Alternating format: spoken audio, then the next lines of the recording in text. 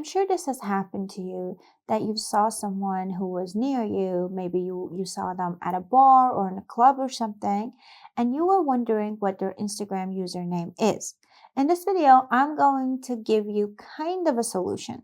So, unfortunately, there is no one way to find people who are near you on Instagram, but there's something we can do. I'm going to tap on this explore icon, search icon. And here I'm going to search for the name of the place that I'm at. Let's say I am in downtown. And I'm just going to go right ahead and search. As you can see up here, I have tags and places as well as audio and accounts. So if I tap on places, it will show me all the places who have the name that I have searched. So any one of them is the exact place that I'm in right now. I can tap on that.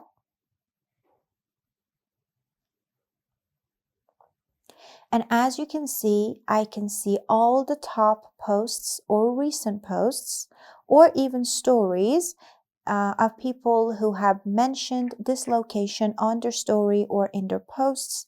As you can see, this one, it says downtown Bursa. So that is one post from the place that I'm at. Also, if I want to see the stories,